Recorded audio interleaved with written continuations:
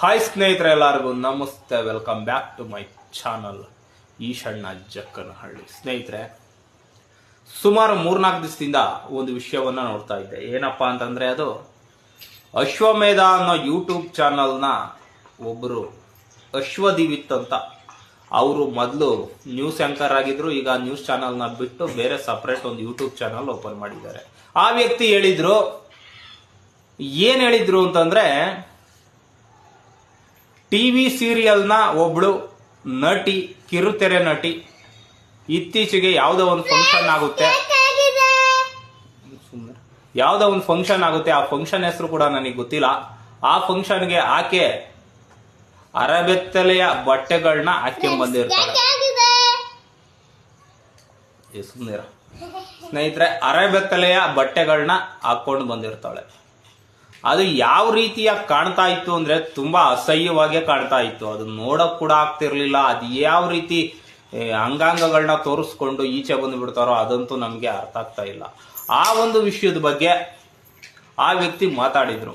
ಏನು, ಈ ತರಹದ ಅಂಗಾಂಗ ಪ್ರದರ್ಶನವನ್ನ ಮಾಡುವುದರಿಂದಲೂ ಕೂಡ ಅತ್ಯಾಚಾರ ಆಗುತ್ತದೆ ಅಂತ.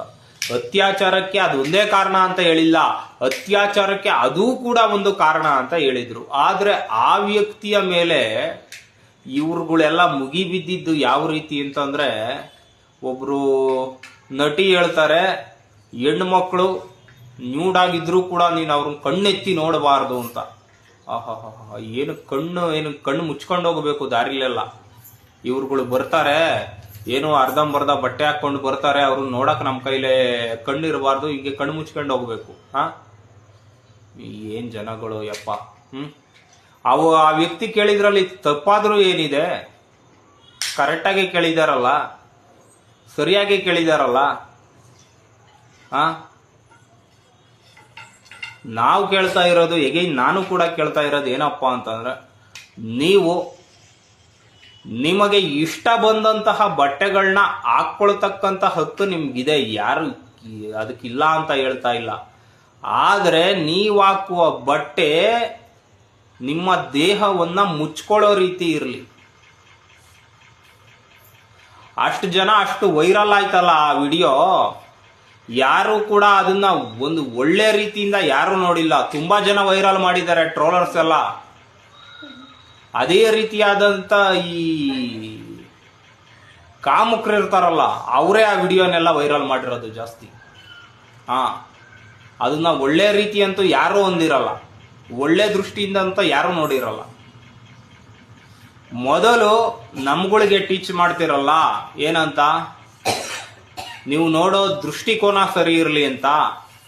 ಅದೇ ರೀತಿ ನೀವುಗಳು ಹಾಕೋ ಬಟ್ಟೆ ಕೂಡ ಚೆನ್ನಾಗಿರಬೇಕು, ನೋಡೋ ರೀತಿಯಾಗಿರ್ಬೇಕು. ಈ ರೀತಿಯಾಗಿದ್ರೆ ಯಾರು ನೋಡ್ತಾರೆ? ಅಥವಾ ಪಬ್ಲಿಕ್ ಅಲ್ಲಿ ಆ ರೀತಿಯಾಗಿ ಬರ್ತಿರಲ್ಲ ಏನು? ಆಮೇಲೆ ಇನ್ನೊಂದು ವಿಷಯ ಏನು ಗೊತ್ತಾ, ಒಬ್ಳು ಹೆಣ್ಣು ಆ ರೀತಿಯಾಗಿ ಅಂಗಾಂಗ ಪ್ರದರ್ಶನ ಮಾಡ್ಕೊಂಡು ಅಂತ ಬಟ್ಟೆಗಳನ್ನ ಹಾಕೊಂಡ್ಬಂದ್ರೆ ಏನೂ ಪ್ರಾಬ್ಲಮ್ ಇಲ್ಲ ಸರ್ಕಾರಕ್ಕೆ. ಒಂದು ವಿಷಯವನ್ನ ಕೇಳಿದ್ದೆ, IRCTC ಅನ್ಕೊಂತೀನಿ, ಅದು ರೈಲ್ವೆ. ಒಬ್ಬ ವ್ಯಕ್ತಿ ಏನೋ ಮನೆಯಲ್ಲಿ ಬಟ್ಟಿರ್ಲಿಲ್ವೋ ಏನೋ, ಚಡ್ಡಿ ಬನಿಯನ್ನಲ್ಲಿ ಟ್ರೈನ್ಗೆ ಹತ್ತಿರ್ತಾನೆ. ಆ ವ್ಯಕ್ತಿಗೆ ನಿನ್ನ ಬಟ್ಟೆ ಸರಿ ಇಲ್ಲ ಅಂತ ಹೇಳಿಬಿಟ್ಟು ದಂಡ ಹಾಕ್ತಾರೆ. ಯಾಕೆ ಸ್ವಾಮಿ? ಅದಕ್ಕಿಂತ ವರಿಷ್ಠ ಆದಂತಹ ಬಟ್ಟೆಗಳಲ್ಲಿ ಎಷ್ಟೋ ಜನ ಹೆಣ್ಮಕ್ಳು ಬರ್ತಾರಲ್ಲ, ಅವ್ರಿಗೆ ಯಾಕೆ ದಂಡ ಹಾಕಲ್ಲ ನೀವು? ಅದನ್ನು ಕೂಡ ನೀವು ಒಳ್ಳೆ ದೃಷ್ಟಿನಲ್ಲೇ ನೋಡ್ಬೇಕು.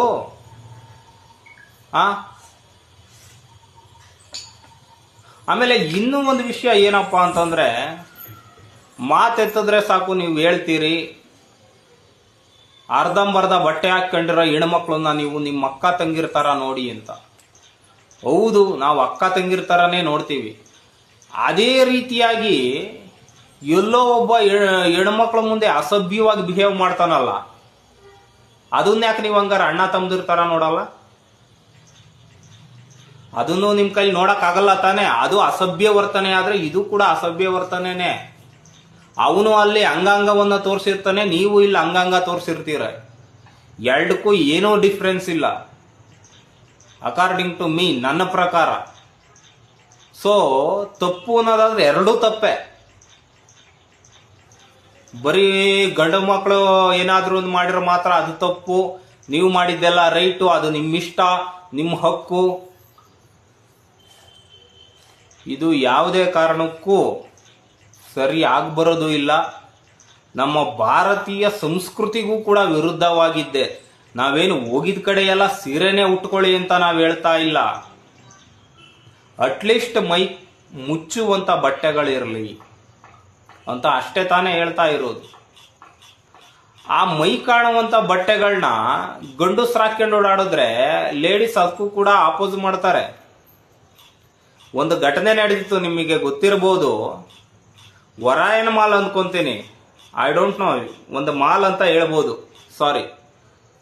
ಒಂದು ಮಾಲಲ್ಲಿ ಒಬ್ಬ ರೈತ ಪಂಚೆ ಹಾಕೊಂಡು ಹೋಗಿರ್ತಾನೆ. ಆ ಪಂಚೆ ಹಾಕೊಂಬಂದಿದ್ಯಾ ನೀನು, ಮಾಲ್ ಒಳಗಡೆ ಬರಬಾರ್ದು ಅಂತ ಹೇಳಿಬಿಟ್ಟು ಅವಮಾನ ಮಾಡ್ತಾರೆ. ನಿನ್ನ ಡ್ರೆಸ್ಸಿಂಗ್ ಸೆನ್ಸ್ ಸರಿ ಇಲ್ಲ ಅಂತ ಹೇಳಿಬಿಟ್ಟು. ಯಾಕೆ? ಅದನ್ನು ಕೂಡ ಒಳ್ಳೆ ದೃಷ್ಟಿನಲ್ಲಿ ನೋಡ್ಬೋದಿತ್ತಲ್ಲ. ಅದೇ ಲೇಡೀಸು ಅರ್ಧಂಬರ್ಧ ಚಡ್ಡಿ ಹಾಕೊಂಡ್ಬಂದಿದ್ರೆ ಅವ್ರನ್ನ ಬಿಡ್ತಾರೆ. ಒಬ್ಬ ಹಳ್ಳಿಯ ರೈತ, ಅನಕ್ಷರಸ್ಥ ರೈತ, ಅವ್ರು ಹಾಕದೇ ಶರ್ಟು ಪಂಚೆ ಉಟ್ಕೊಂಡ್ಬಂದಿದ್ದಂತ ಒಬ್ಬ ವ್ಯಕ್ತಿನ ಮಾಲ್ ಒಳಗಡೆ ಸೇರ್ಸಲ್ಲ. ಇದಿಷ್ಟು ಮಟ್ಟಿಗೆ ಸರಿ. ಅದನ್ನು ಕೂಡ ನೀವು ನೋಡ್ಬೋದಿತ್ತಲ್ಲ ಒಳ್ಳೆ ದೃಷ್ಟಿಯಿಂದಲೇ. ಸ್ನೇಹಿತರೆ, ಇದಾಗಿತ್ತು ಇದೆಲ್ಲ ನನ್ನ ಅನಿಸಿಕೆ. ನಿಮ್ಗೇನು ಅನ್ಸುತ್ತೆ ನೀವು ಕೂಡ ಕಾಮೆಂಟ್ ಮಾಡಿ. ನಾನು ಎಲ್ಲೂ ಕೂಡ ಹೆಣ್ಮಕ್ಳಿಗೆ ಅವ್ರದ್ದೇ ಆದಂತಹ ಬಟ್ಟೆ ಹಾಕೋಬಾರ್ದು ಅಂತ ನಾನು ಹೇಳಲಿಕ್ಕೆ ಬಂದಿಲ್ಲ. ನಾವು ಹೇಳ್ತಾ ಇರೋದೇನಪ್ಪ ಅಂದ್ರೆ, ನೀವು ಹಾಕೊಳ್ಳೋ ಬಟ್ಟೆ ಮೈ ಮುಚ್ಕೊಳ್ಳೋ ರೀತಿ ಇರಲಿ. ಬಟ್ಟೆ ಹಾಕೊಳ್ಳೋದೇ ಮೈ ಮುಚ್ಕೊಳ್ಳೋಕೆ ಅಂತಾರಿ. ಸೊ ಈಗಿರುವಾಗ ಆ ಬಟ್ಟೆ ಮೈನೇ ಮುಚ್ತಿಲ್ಲ ಅಂತಂದ್ರೆ ಆ ಬಟ್ಟೆ ಸರಿ ಇಲ್ಲ ಅಂತ ಅಲ್ಲದೆ ಇನ್ನೇನು.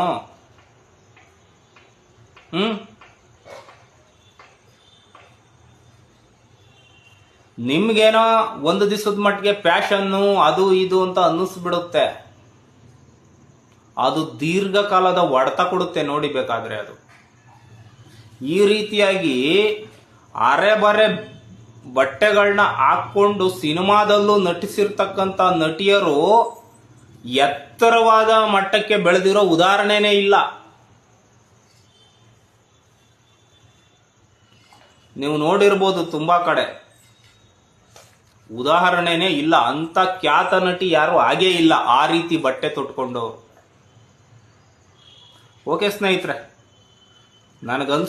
ಅನ್ನಿಸ್ತು ಹೇಳ್ಬೇಕಂತ ಹೇಳ್ತಾ ಇದ್ದೀನಿ. ನಿಮ್ಗೇನು ಅನ್ಸುತ್ತೆ ಕಾಮೆಂಟ್ ಮಾಡಿ, ಮತ್ತೆ ನನ್ನ ಚಾನಲ್ನ ಸಬ್ಸ್ಕ್ರೈಬ್ ಮಾಡಿ. ನೀವೇನಾದ್ರೂ ಇನ್ಸ್ಟಾಗ್ರಾಮ್ ಅಲ್ಲಿ ನೋಡ್ತಾ ಇದ್ರೆ ಪ್ಲೀಸ್ ನನ್ನ ಇನ್ಸ್ಟಾಗ್ರಾಮ್ ಪ್ರೊಫೈಲ್ಗೆ ಫಾಲೋ ಮಾಡಿ ಅಂತ ಹೇಳ್ತಾ ಈ ವಿಡಿಯೋ ಮುಗಿಸ್ತಾ ಇದ್ದೀನಿ. ಜೈ ಹಿಂದ್, ಜೈ ಕರ್ನಾಟಕ, ಜೈ ಭುವನೇಶ್ವರಿ ದೇವಿ.